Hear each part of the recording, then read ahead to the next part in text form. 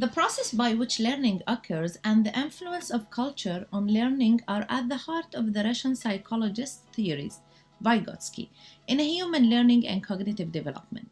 In an attempt to shed light on these topics, I will be exploring visually three of Vygotsky's theories of historical and sociocultural roles in human learning and development.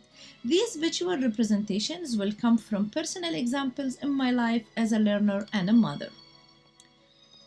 Quoting Raymond 2000 in page 176, Vygotsky theorizes that learning occurs through participation in social or culturally embedded experiences. As a student in the University of Bath, I interact daily with more than 5 different cultures. I come from Jordan, and on my course, I have met and interacted with students from England, China, Cyprus, Canada, and America. Just in the learning and culture module alone, I'm part of the critical friends group, and I have come to realize that the open discussions, active listening, and constructive feedback allowed me to develop critical thinking, a higher mental process. Upon reflection, I can tell that this form of social interaction has been internalized as mental reasoning and decision making.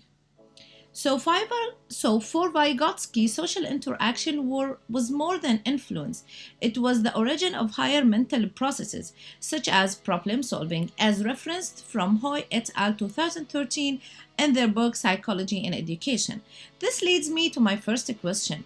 How does social interaction with different cultures shape human thinking and actions? Vygotsky also introduced the concept of scaffolding as a teaching strategy. Linked to that is the zone of proximal development, ZPD. ZPD is Vygotsky's most popular theory with the most profound contribution to educational debate. In his book, Harry Daniels, on page 65, he views the concept of ZPD as a theoretical attempt to understand the operation of contradiction between internal possibilities and external needs, which constitute the driving force of development. With regards to scaffolding, here Vygotsky argues that a more knowledgeable person scaffolds to facilitate the learner's development. An important aspect of scaffolding instruction is that these scaffolds are temporary. My daughter Tala thinks she knows how to drive a car. She has constructed her knowledge through observing others driving.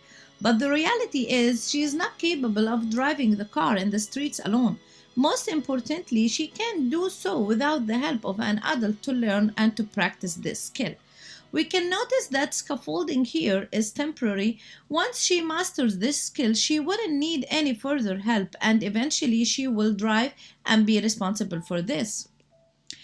I also noticed my other daughter Jana getting scaffolding from YouTube. Here she learns how to make a thread bracelet via the tutorial she watches.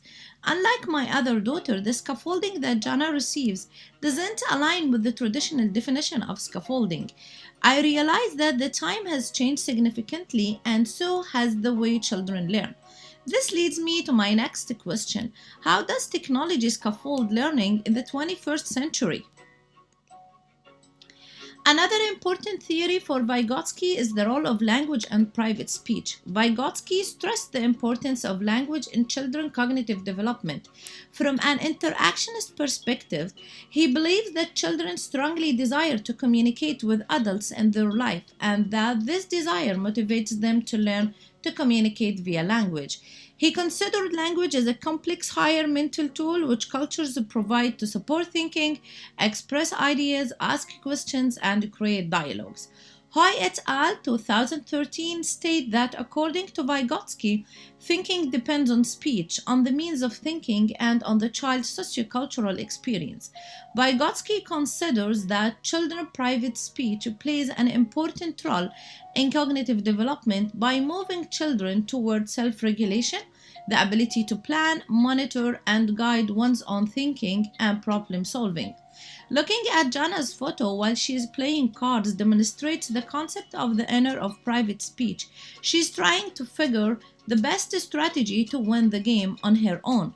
And this leads me to my final question. Discuss the importance of language and inner speech for learning.